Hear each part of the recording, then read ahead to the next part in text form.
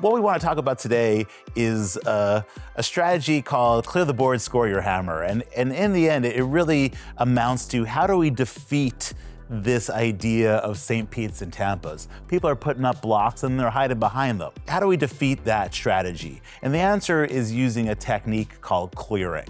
All right, and clearing is a really, really important tool when you're playing shuffleboard. It's very different. It's basically the opposite of what most beginners are trying to do when they play shuffleboard.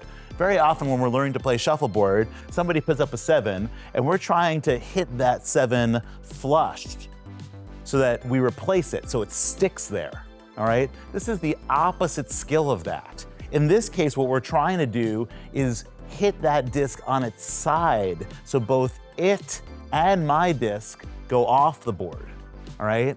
So that's the idea here, and very often it's done with pace, all right? So basically, what we would see here is, let's just say that yellow is blocking. What black is going to try to do here is clear it off the board, all right? Shoot fairly strong and catch it on its side. All right, so that yellow and black both go off the board.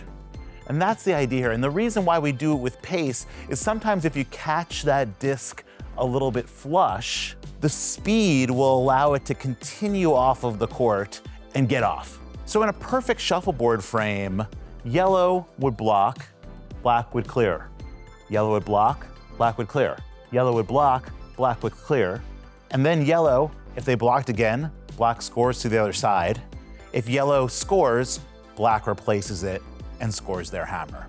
That's the idea. Clear the board, score your hammer. A really, really useful tool, particularly if you've got a lead, all right? If you've got a 2-score lead on somebody and you're down to the last couple frames of the game, being able to clear these discs away and shorten the game as much as you possibly can makes a really, really big difference, and you're gonna wind up winning a whole lot more. Another situation where you wanna be able to clear a disc and not just replace that disc is one that we were talking about before. Let's just say that yellow is up 15 points, black has 2 discs left, yellow has 1. Last frame of the game. Yellow puts up a 7.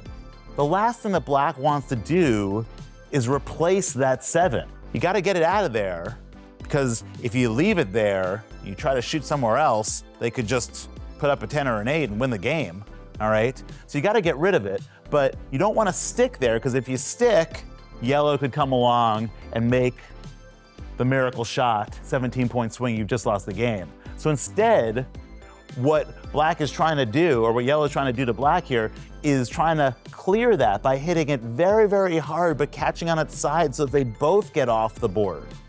All right, so they're trying to clear in that situation. In the same way that you might want to clear a block, sometimes you want to clear a score as well. A really, really useful skill when you're playing shuffleboard. You got to be able to get these discs and yours off of the board.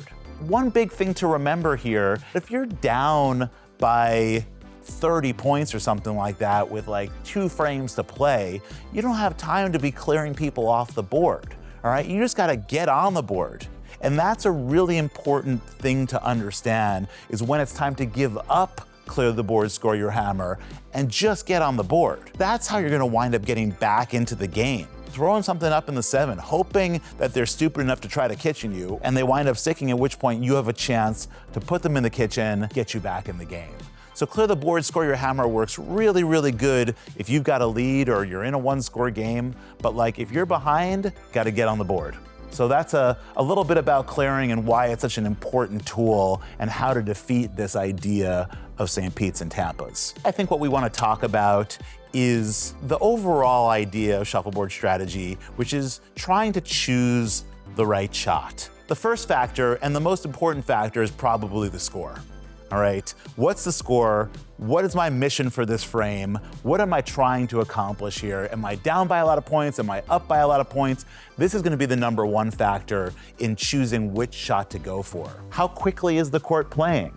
What's the drift of the court like? What's my opponent shooting like?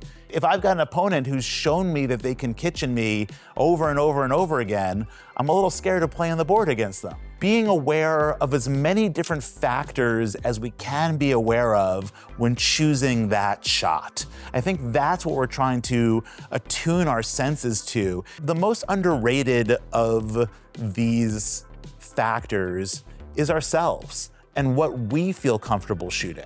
Nobody knows the shot that you can hit. And the book might say to do something, that's not your problem. You know the right thing to do, you know? And a good shuffleboard player understands themselves and is able to look at themselves and their own play that day and say, all right, technically it might be a better shot to go across court, but I feel more comfortable going on my side of the court. Then go on your side of the court. Do the thing that makes you feel comfortable. That's gonna be the shot that you're gonna be able to hit more often than not. That's been shuffleboard strategy advice from the Moon Shooter, coming at you from Chicago. Thank you so much for tuning in all week long. Have fun out there, everybody. Good luck to all the players.